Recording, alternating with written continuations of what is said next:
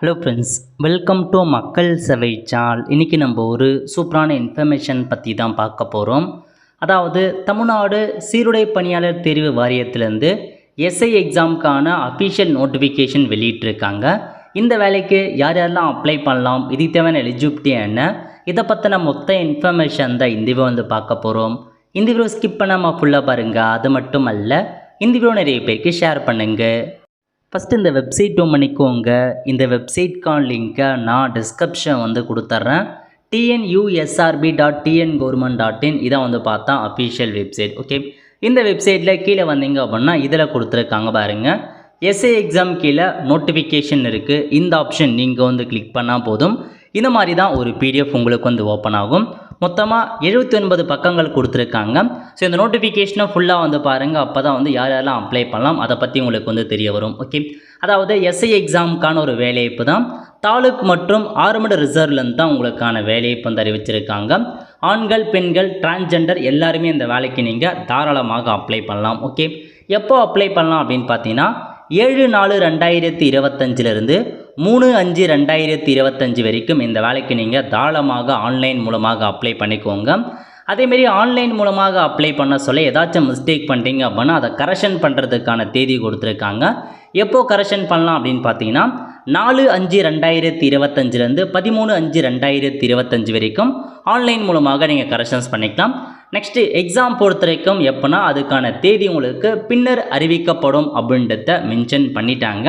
So number of vacancy மொத்தமாக எவ்வளோ vacancy கொடுத்துருக்காங்க அப்படின்னா 1299 + 53 ஷார்ட் ஃபால் வேக்கன்சி. ஸோ டோட்டலாக பார்க்கும்போது 1352 வேக்கன்சி உங்களுக்காக அறிவிச்சிருக்காங்க. ஸோ பதவியை பொறுத்த வரைக்கும் எஸ்ஐயில் தாலுக்கை பொறுத்த வரைக்கும் மொத்தமாக 933 வேக்கன்சி. ஆண்களுக்கு 654, பெண்களுக்கு 279 கொடுத்துருக்காங்க. ஏஆரை பொறுத்த வரைக்கும் 366 வேக்கன்சி டோட்டலாக. ஆண்களுக்கு 255, பெண்களுக்கு 111 கொடுத்துருக்காங்க. ஓவராலாக பார்க்கும்போது ஸோ ஒரு 1299. ஷார்ட் ஃபால் வேக்கன்சியை பொறுத்த வரைக்கும் எஸ்சி எஸ்டி இருக்காங்க பாருங்கள், அவங்க தான் அந்த ஷார்ட் ஃபால் வேக்கன்சிக்கு அப்ளை பண்ண முடியும். ஸோ தாலுக் லெவல்லேருந்து தான் அறிவிச்சிருக்காங்க.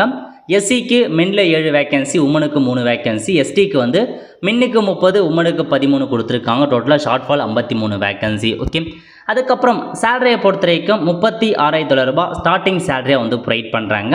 முக்கியமான information, if eligible women candidate are not available for selection, their vacancy will be filling up by the men category. அதாவது ஸோ பெண்களுக்கு உண்டான வேக்கன்சி நிரப்புவதற்கு ஆட்கள் இல்லாத பட்சத்தில் அந்த இடஒதுக்கீர ஆண்களுக்கு கொடுங்க அப்படின்றத சொல்லியிருக்காங்க. ஸோ அதுக்கப்புறம் என்ன சொல்லியிருக்காங்க அப்படின்னு பார்த்தோன்னா எஜுகேஷன் குவாலிஃபிகேஷன், கல்வி தகுதியை பொறுத்த வரைக்கும் candidate should have a bachelor degree from any university, any recognized universityயில் நீங்கள் படிச்சிருந்தால் போதுமானது அப்படின்றத சொல்லிட்டாங்க. So before of the notification, so தெளிவாக நோட் பண்ணிக்கோங்க, பிஃபோர் த டேட் ஆஃப் நோட்டிஃபிகேஷனில் பேச்சுலர் டிகிரி முடிச்சிருக்கீங்க அப்படின்னா மட்டும்தான் அப்ளை பண்ண முடியும். ஸோ ரிசல்ட்டுக்காக வெயிட் பண்ணுறவங்க இதுக்கு அப்ளை பண்ண முடியாது அப்படின்றத நோட் பண்ணிக்கோங்க. பிஃபோர் த நோட்டிஃபிகேஷன் கொடுத்துட்டாங்க. ஓகே, எனி டிகிரி முடிச்சிருக்கீங்க அப்படின்னா அப்ளை பண்ணலாம். அதேமாரி பார்த்தா டிப்ளமோ முடிச்சுட்டு டிகிரி முடித்தவங்களும் அப்ளை பண்ணலாம் அப்படின்றத சொல்லியிருக்காங்க. நெக்ஸ்ட்டு ஏஜ் லிமிட் கொடுத்துருக்காங்க. இந்த வேலைக்கு 20 வயசுலேருந்து 30 வயசுக்குள்ளே இருக்காங்க பாருங்கள், அவங்க தாராளமாக அப்ளை பண்ணலாம். ஏஜ் ரிலாக்ஸேஷனை பொறுத்த வரைக்கும் பிசி முஸ்லீம், எம்பிசி, டிஎன்சி 32 வயசு வரையும் உள்ளவங்க அப்ளை பண்ணலாம். எஸ்சி எஸ்டி அதிகபட்சமாக 35 வயசு வரை உள்ளவங்க அப்ளை பண்ணலாம். டிரான்ஸ்ஜெண்டர் 35 வயசு உள்ளவங்க அப்ளை பண்ணலாம். டிஸ்ட்ரிபியூட்டோ 37 வயசுக்குள்ளே இருக்கவங்க அப்ளை பண்ணலாம். அதேமாதிரி எக்ஸ் சர்வீஸ்மேன் அந்த மாதிரி இருக்கவங்க 47 வயசுக்குள்ளே இருக்கவங்க அப்ளை பண்ணலாம். டிபார்ட்மெண்ட் கேண்டிடேட்டாக இருக்கீங்கன்னா 47 வயசுக்குள்ளே இருக்கவங்க அப்ளை பண்ணலாம். இதான் உங்களுக்கான பேசிக் உங்களுடைய எஜுகேஷன் குவாலிஃபிகேஷன் மற்றும் ஏஜ் லிமிட்டில் கொடுத்துருக்காங்க. டிபார்ட்மெண்ட் கோட்டா யாரெல்லாம் வருவாங்க அதை பற்றி கொடுத்துருக்காங்க பாருங்கள். ஸோ இந்த மாதிரி ரிலீஃபில் ஒர்க் பண்ணுறவங்க, ரிட்டையர் ஆனவங்களும் அப்ளை பண்ணலாம். அதுக்கப்புறம் கம்யூனல் ரிசர்வேஷன் எப்படி இடஒதுக்கீடு வழங்குறாங்க அப்படின்னா ஓசிக்கு 31%, பிசிக்கு 26.5, நார்மலாக எப்படி மெயின்டைன் பண்ணுறாங்களோ அதே ரிசர்வேஷன் படி தான் இதுலேயும் மெயின்டைன் பண்ணுறோம் அப்படின்றத மென்ஷன் பண்ணியிருக்காங்க. அதுக்கடுத்து டீட்டெயில்ஸ் ஆஃப் கோட்டாஸ், ஒவ்வொரு கோட்டாவுக்கும் எவ்வளோ வேக்கன்சி கொடுத்துருக்காங்க அப்படின்னு பார்க்கலாம். அதாவது ஓப்பன் கோட்டா அப்படின்னா யார் வேணாலும் ஓப்பனாக இருக்கவங்க தாராளமாக அப்ளை பண்ணலாம். டிபார்ட்மெண்ட் கோட்டானா டிபார்ட்மெண்ட்டில் ஒர்க் பண்ணுறவங்க இந்த வேலைக்கு அப்ளை பண்ணுறவங்களுக்கு இந்த வேக்கன்சி. அப்புறம் open executive ward quota, ministerial ward quota, sports quota, minister sports person quota அந்த மாதிரி நிறையா வந்து பிரிக்கிறாங்க. ஸோ இதில் எந்த கேட்டகரி இல்லாத இருக்கவங்க ஓப்பன் கோட்டாக்கு அப்ளை பண்ணலாம். ஸோ இவ்வளோ வேக்கன்சி ஓப்பன் கோட்டாக்கு வந்து பிரிச்சிருக்காங்க. ஒவ்வொன்றுத்துக்கும் ஸ்போர்ட்ஸுக்கு எவ்வளோ ஒதுக்கியிருக்காங்க அதெல்லாம் நீங்கள் செக் பண்ணி பார்த்துக்கோங்க. ஓகே, இதிலே மென்ஷன் பண்ணியிருக்காங்க பாருங்கள். டிபார்ட்மெண்ட் கோட்டாவுக்கு 20% இடஒதுக்கீடு, வார்டுக்கும் டிபார்ட்மெண்ட் கோட்டாவுக்கு 10% கொடுக்குறாங்க. அவர் ஸ்போர்ட்ஸ் கோட்டாவுக்கு 10% வந்து ப்ரொவைட் பண்ணுறாங்க. இதையே வந்து பார்த்தா அவங்களுக்கு வந்து போகுது. நெக்ஸ்ட்டு அந்த வார்டு கோட்டா யார் அப்ளை பண்ணலாம், வார்டுக்கும் டிபார்ட்மெண்ட் கோட்டாக்கு யார் அப்ளை பண்ணலாம் அதை பற்றி கொடுத்துருக்காங்க பாருங்கள். ஸோ ரிட்டையர்ட் ஆனவங்க, மெடிக்கல் இன்வால்வ் அந்த மாதிரி இருக்கவங்க அப்ளை பண்ணிக்கலாம். இந்த மாதிரி ஒவ்வொரு கோட்டாவுக்கும் யாரெல்லாம் அப்ளை பண்ணலாம் அதை பற்றி கொடுத்துருக்காங்க. நெக்ஸ்ட்டு ஸ்போர்ட்ஸ் கோட்டா 7% இடஒதுக்கீடு ஸ்போர்ட்ஸ் கோட்டா ஒதுக்குறாங்க. எந்தமான ஃபார்ம் சப்மிட் பண்ணணும், எந்தமான ஸ்போர்ட்ஸில் இருக்கவங்க கொடுத்துருக்காங்க பாருங்கள். லிஸ்ட் ஆஃப் அப்ரூவ்டு கேம் மற்றும் ஸ்போர்ட்ஸ் இந்த 16 ஸ்போர்ட்ஸில் இருக்கவங்க அப்ளை பண்ணலாம். அதுவும் எந்த மாதிரி கேட்டகரியில் நீங்கள் வின் பண்ணியிருக்கணும் அதையும் கொடுத்துருக்காங்க.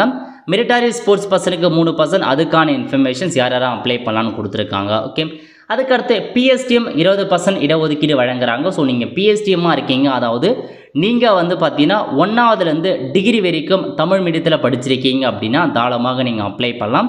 ஏன்னா டிகிரி குவாலிஃபிகேஷனுக்கு ஏற்றனா 1ஆவது டிகிரி வரைக்கும் நீங்கள் தமிழ் மீடியத்தில் படிச்சிருக்கீங்க அப்படின்னா உங்களுக்கு பிஎஸ்டிஎம் கீழே வந்துடுவீங்க. ஸோ நீங்கள் பிஎஸ்டிஎம் சர்டிஃபிகேட் முன்னாடியே அப்ளை பண்ணி வச்சுக்கோங்க. அப்போ தான் ஆன்லைன் மூலமாக அப்ளை பண்ண சொல்ல பிஎஸ்டிஎம் வந்து பார்த்து தான் கொடுக்க முடியும். ஓகே, அதுக்கப்புறம் மற்றவங்க பற்றி கொடுத்துருக்காங்க, டிஸ்ட்ரிக்ட் விடோ பற்றி கொடுத்துருக்காங்க, டிரான்ஸ்ஜெண்டர் பற்றி கொடுத்துருக்காங்க. அதெல்லாம் நீங்கள் செக் பண்ணி பார்த்துக்கோங்க. நெக்ஸ்ட்டு மார்க் எப்படி அலாட் பண்ணுறாங்க அப்படின்னு பார்த்தீங்கன்னா ஓப்பன் கோட்டாவுக்கு தனியாகவும் டிபார்ட்மெண்ட் கோட்டாவுக்கு தனியாக மார்க் வந்து கொடுத்துருக்காங்க. ஸோ தமிழ் எலிஜிபிள் டெஸ்ட்டுக்கு 100 மதிப்பெண், ரிட்டன் எக்ஸாமினேஷன் 70 மதிப்பெண், ஃபிசிக்கல் டெஸ்ட்டுக்கு 15, வயோ வயசுக்கு 10, ஸ்பெஷல் மார்க் 5, டோட்டலாக 100 மதிப்பெண்ணுக்கு எக்ஸாம் இருக்க போது. டிபார்ட்மெண்ட் கோட்டாவுக்கு மற்றும் அந்த ஃபிசிக்கல் எவிடன்ஸுக்கான டெஸ்ட் இல்லை, மற்றது எல்லாமே இருக்குது அப்படின்றத மென்ஷன் பண்ணியிருக்காங்க. ஓகே, ஸோ எப்படி உங்களுக்கான எக்ஸாம் வைக்கிறாங்க, ஓப்பன் கேண்டிடேட் எல்லாருக்குமே எக்ஸாம் எப்படி வைக்கிறாங்கன்னா முதல்ல பார்ட் 1 பொறுத்த வரைக்கும் தமிழ் லாங்குவேஜ் எலிஜிபிலிட்டிஸ், அதாவது தமிழ் மொழி கட்டாய தகுதி தேர்வு வைக்கிறாங்க. It will consist of 100 questions 100 மதிப்பெண் இருக்கும். ஸோ 100 மதிப்பெண்களுக்கு உங்களுக்கான எக்ஸாம் இருக்க போது OMR மெத்தடில் தான் எக்ஸாம் இருக்கும் அப்படின்றது சொல்லிட்டாங்க. முக்கியமான இன்ஃபர்மேஷன், இந்த பார்ட் 1ல் மினிமம் நீங்கள் 40% மதிப்பெண் எடுத்தால் மட்டும்தான் மெயின் ரிட்டன் எக்ஸாமினேஷன்ஸ் இருக்குது பாருங்கள், இதுக்கான மார்க்கை எவல்யூஷன் பண்ணுவோம் அப்படின்றத வந்து பார்த்தா சொல்லியிருக்காங்க. மெயின் ரிட்டன் எக்ஸாமினேஷனை பொறுத்த வரைக்கும் உங்களுக்கு பார்ட் ஏல ஜென்ரல் நாலேஜும், பார்ட் பியில் logical analysis, numerical analysis, psychology test இந்த மாதிரிலாம் இருக்குன்னு சொல்லியிருக்காங்க. மெயின் எக்ஸாம் மொத்தமாக 70 மதிப்பெண்களுக்கு உங்களுக்கான எக்ஸாம் வந்து இருக்க போகுது. ஓகே, பார்ட் ஏல 40 மதிப்பெண்ணும், பார்ட் பியில் 30 மதிப்பெண், டோட்டலாக 70 மதிப்பெண் எக்ஸாம் வைக்கிறாங்க. ஸோ நோட் பண்ணிக்கோங்க, இதாங்க உங்களுக்கான இன்ஃபர்மேஷன். ஸோ அதுக்கப்புறம் வந்து பார்த்தா உங்களுக்கு சர்டிஃபிகேட் வெரிஃபிகேஷன்ஸ் இருக்கும் எக்ஸாம் முடிஞ்சதுக்கப்புறம். அதுக்கப்புறம் ஃபிசிக்கல் மெஷர்மெண்ட்டுக்கான டெஸ்ட் வைக்கிறாங்க. உங்களுக்கு எந்த அளவுக்கு அந்த ஃபிசிக்கல் இருக்கணும் அப்படின்னு பார்த்தீங்கன்னா OC, BC, BCM, MBC, DNCக்கு மினிமம் நீங்கள் 170 சென்டிமீட்டர் ஹைட் கேட்டிருக்காங்க ஆண்களுக்கு, பெண்களுக்கு 159 சென்டிமீட்டர் மினிமம் ஹைட் இருக்கணும். இதுவே SC, SC, ST வந்து பார்த்தா ஆண்களுக்கு 167 சென்டிமீட்டர் ஹைட்டும், பெண்களுக்கு 157 சென்டிமீட்டரும் ஹைட்டும் கேட்டிருக்காங்க. நெக்ஸ்ட்டு செஸ்ட் மெஷர்மெண்ட் கேட்டிருக்காங்க, ஒன்லி மென்னுக்கு மட்டும் தான் பொருந்தும். நார்மலில் மினிமம் 81 சென்டிமீட்டர் இருக்கணும், எக்ஸ்பென்ஷனில் 5 இருக்கணும் அப்படின்றத கேட்டிருக்காங்க. ஸோ அதே மாதிரி எக்ஸர்சைஸ்மே அவங்களுக்கு வந்து எக்ஸாம்ஷன் கொடுத்துருக்காங்க, அவங்களுக்கு ஃபிசிக்கல் மெஷர்மெண்ட்கான டெஸ்ட் இல்லை அப்படின்றத மென்ஷன் பண்ணிட்டாங்க. ஓகே, அதுக்கப்புறம் அந்த ஹைட்டு அந்த செஸ்ட் மெஷர்மெண்ட்டை எப்படி ரவுண்ட் பண்ணுறாங்க அதை பற்றி கொடுத்துருக்காங்க, நோட் பண்ணிக்கோங்க. அதுக்கப்புறம் வந்து பார்த்தா ஃபிசிக்கல் மெஷர்மெண்ட் முடிஞ்சதுக்கப்புறம் என்ட்ரன்ஸ்க்கான டெஸ்ட் வைக்கிறாங்க, ஃபிசிக்கல் என்ட்ரன்ஸ் டெஸ்ட்டு. நீங்கள் மென்னாக இருக்கீங்க அப்படின்னா 1500 மீட்டரை 7 நிமிஷத்துக்குள்ளே ஓடி காட்டுற மாதிரி இருக்கும். பெண்களாக இருக்கீங்கன்னா 400 மீட்டரை 2 நிமிஷம் 30 செகண்டில் ஓடி காட்டுற மாதிரி இருக்கும். எக்ஸ் சர்வீஸ்மேன் அந்த மாதிரி இருக்கவங்க 1500 மீட்டரை 8 நிமிஷத்தில் ஓடி காட்டுற மாதிரி இருக்கும் அப்படின்றத சொல்லியிருக்காங்க. நெக்ஸ்ட் வந்து பார்த்தா ஃபிசிக்கல் எஃபிஷியன்சி டெஸ்ட்டுக்கு 15 மதிப்பெண் கொடுக்குறாங்க. அதில் மென் கேண்டிடேட் கொடுத்துருக்காங்க பாருங்கள். ரோப் கிளைம்பிங் வந்து பண்ணுற மாதிரி இருக்கும். லெஸ் தென் 5.0 மீட்டருக்கு 0 மதிப்பெண்ணும், 5 மேலே நீங்கள் போகிறீங்க அப்படின்னா 2 மதிப்பெண்ணும், 6 மீட்டர் ஏபோனா உங்களுக்கு 5 மதிப்பெண் கொடுக்குறாங்க. ஜம்ப்பு, லாங் ஜம்ப் இருக்குங்க, ஒவ்வொன்றுத்துக்கும் எந்த அளவுக்கு நீங்கள் பண்ணுறீங்க அதுக்கேற்ற மாதிரி மார்க் இருக்குது அப்படின்றத சொல்லியிருக்காங்க. நெக்ஸ்ட் ரன்னிங்கும் கொடுத்துருக்காங்க. இதெல்லாமே உங்களுக்கு வந்து டெஸ்ட்டாக வைக்கிறோம், இதுக்கெலாம் மார்க் கொடுத்துருக்காங்க. அதேமாரி தான் உமனுக்கும் லாங் ஜம்ப் இருக்குது, த்ரோ இருக்குது, ரன்னிங் இருக்குது. எந்த அளவுக்கு அதிகமாக எடுக்கிறீங்க அதுக்கேற்ற மாதிரி பாயிண்ட்ஸ் இருக்குது, மார்க் இருக்குது அப்படின்றத சொல்லியிருக்காங்க. 2 சான்ஸ் கொடுக்கப்படும். அதுக்கப்புறம் எக்ஸர்சைஸ்மேன் அவங்களுக்கு எந்த மாதிரி அப்படின்றத கொடுத்துருக்காங்க. ஓகே, பேசிக்காக வந்து பார்த்தா ஃபஸ்ட்டு எக்ஸாம் வைப்பாங்க. ஸோ பார்ட் 1 பார்ட் 2 2 எக்ஸாம் இருக்குதுங்க. ஃபஸ்ட்டு வந்து தமிழ் கட்டாய தகுதிரு, அதுக்கப்புறம் மெயின் ரிட்டன் எக்ஸாமினேஷன். அதில் யாரெல்லாம் செலக்ட் ஆகிறாங்க அடுத்த கட்டமாக சர்டிஃபிகேட் வெரிஃபிகேஷன், அதுக்கப்புறம் உங்களுக்கான ஃபிசிக்கல் மெஷர்மெண்ட் டெஸ்ட்டு, அதுக்கப்புறம் ஃபிசிக்கல் என்ட்ரன்ஸ் டெஸ்ட்டு, அதுக்கப்புறம் மெடிக்கல் எக்ஸாமினேஷன். இதெல்லாம் முடிச்சதுக்கப்புறம் ரிசர்வேஷன் அடிப்படையில் உங்களுக்கான ஜாப் வந்து பார்த்தா கன்ஃபர்மேஷன் ஆகிடும். அதுக்கப்புறம் டிபார்ட்மெண்ட் கேண்டிடேட்டுக்கு என்னமான செலெக்ஷன் ப்ராசஸ் வைக்கிறாங்க அதை பற்றி கொடுத்துருக்காங்க. ஸோ அவங்க நீங்கள் செக் பண்ணி பார்த்துட்டு அப்ளை பண்ணுறவங்க அப்ளை பண்ணிக்கோங்க. நெக்ஸ்ட்டு வைவா வாய்ஸ் கொடுத்துருக்காங்க. அதுக்கப்புறம் வைவா வாய்ஸும் இருக்க போது ஃபைனலாக வைவா வாய்ஸை பொறுத்த வரைக்கும் இன்டர்வியூ மாரி கொஷின் கேட்பாங்க. அதுக்கும் நீங்கள் வந்து பார்த்தா பாஸ் பண்ணுற மாரி இருக்கும். வைவா வாய்ஸுக்கும் மார்க் உண்டு. ஓகே, அதுக்கப்புறம் ஸ்பெஷல் மார்க் வந்து கொடுக்குறாங்க. யார் யாருக்கு அப்படின்னா நீங்கள் என்சிசிக்கான சர்டிஃபிகேட் வச்சுருக்கீங்க அப்படின்னா மேக்ஸிமம் 2 மதிப்பெண். 1 இயர்க்கான மெம்பர் ஏ சர்டிஃபிகேட் இருக்குன்னா 1/2 மதிப்பெண்ணும், பி சர்டிஃபிகேட்னா 1 மதிப்பெண்ணும், சி சர்டிஃபிகேட்னா 2 மதிப்பெண்ணும் ப்ரொவைட் பண்ணுறாங்க. நெக்ஸ்ட்டு நேஷ்னல் சர்வீஸ் ஸ்கீம் இருக்குது பாருங்கள். அதில் நீங்கள் பார்ட்டிசிபேட் பண்ணியிருக்கீங்க, ஸ்டேட்ஸ் அந்த ஸ்பெஷல் கேம்ப் அந்த மாதிரில இருக்குன்னா அதுக்கும் மதிப்பெண் கொடுக்குறாங்க. ஸ்போர்ட்ஸில் இருக்கவங்களுக்கு 2 மதிப்பெண் வந்து கொடுக்குறாங்க. இந்த மாதிரி ஒரு சில பேருக்கு மதிப்பெண்கள் இருக்குது, எக்ஸ்ட்ரா மதிப்பெண், அதன் மூலமாக அவங்களுக்கு எக்ஸ்ட்ரா மார்க் இருக்குது. நெக்ஸ்ட்டு வந்து பார்த்தா டிபார்ட்மெண்ட் கேண்டிடேட்டுக்கு மார்க் கொடுக்குறோம் அப்படின்றத சொல்லியிருக்காங்க. ஸோ ஃபைனலாக உங்களுக்கான செலெக்ஷன் ப்ராசஸ் வந்து ரெடி பண்ணுறாங்க. ஓகே, இதாங்க உங்களுக்கான இன்ஃபர்மேஷன். நெக்ஸ்ட்டு எக்ஸாம் ஃபீஸ் கொடுத்துருக்காங்க. எக்ஸாம் ஃபீஸை பொறுத்த வரைக்கும் ஓப்பன் கேட்டகரிக்கு நீங்கள் 500 ரூபாய் ஃபீஸ் வந்து பேமெண்ட் பண்ணுறாங்க. பிசி எம்பிசி டிஎன்சி 500 ரூபாய் ஃபீஸ் பேமெண்ட் பண்ணுற மாதிரி இருக்கும். ஆன்லைன் அப்ளிகேஷன் கரெக்ட் பண்ணுறதுக்கான தேதியும் கொடுத்துருக்காங்க, நோட் பண்ணிக்கோங்க மிஸ்டேக் பண்ணிட்டீங்க அப்படின்னா.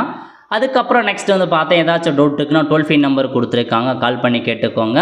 நெக்ஸ்ட் வந்து உங்கள் எக்ஸாம் சென்டர் எங்கே இருக்கும், அதுக்கான இன்ஃபர்மேஷன்ஸ் என்ன அதிலையுமே தனியாக மென்ஷன் பண்ணியிருக்காங்க. எப்படி அப்ளை பண்ணலாம், எந்த மாதிரி டாக்குமெண்ட்ஸ் தேவைப்படும் அதிலையுமே தெளிவாக கொடுத்துருக்காங்க. முன்கூட்டியே எல்லாமே தயார் நிலையில் வச்சுக்கோங்க. ஸோ மீது எல்லாமே வந்து பார்த்தா ஒரு சில அப்ளிகேஷன் ஃபார்ம் சிலபஸ் என்ன அதை பற்றி தான் கொடுத்துருக்காங்க, நோட் பண்ணிக்கோங்க. ஓகே, இதான் நோட்டிஃபிகேஷனில் கொடுத்துருக்க மொத்த இன்ஃபர்மேஷன். நல்ல ஒரு ஜாப் ஆப்பர்ச்சுனிட்டி. இதுக்கு முன்னாடி 600 வேகன்சி கொடுத்துருந்தாங்க, இப்போ டபுள் மடங்கு அறிவிச்சிருக்காங்க. நிறைய பேர் அப்ளை பண்ணுங்கள். டிகிரி முடித்தா போதுமானது. நீங்கள் முக்கியமாக பார்க்க வேண்டியது டிகிரி முடிச்சிருக்கணும். அதேமாரி அந்த ஃபிசிக்கல் மெஷர்மெண்ட் ஹைட்டு வெயிட்லாம் கரெக்டாக இருக்கான்றத செக் பண்ணி பார்த்துட்டு ஆன்லைனில் அப்ளை பண்ணுங்கள். கண்டிப்பாக 7ஆம் தேதி ஆன்லைன் அப்ளிகேஷன் ஓப்பன் ஆகுது. அன்றைக்கி எப்படி ஆன்லைன் மூலமாக ஸ்டெப் பை ஸ்டெப்பாக அப்ளை பண்ணி கொடுத்து நம்ம சேனலில் வீடியோ போடுவோம். அதை பார்த்து நீங்களே தாராளமாக அப்ளை பண்ணலாம். ஓகே, ஸோ இதாங்க உங்களுக்கான இன்ஃபர்மேஷன். நிறைய பேருக்கு இந்த வீடியோ வந்து ஷேர் பண்ணுங்கள், அவங்களுக்கும் வந்து யூஸ்ஃபுல்லாக இருக்கும். ஓகே ஃப்ரெண்ட்ஸ், கண்டிப்பாக இந்த பிடிச்ச லைக் பண்ணுங்கள். அது மட்டும் அல்ல, இந்த வீடியோ நிறைய பேருக்கு ஷேர் பண்ணுங்கள். அடுத்து ஒரு நல்ல வீடியோ சந்திப்போம். நன்றி, வணக்கம்.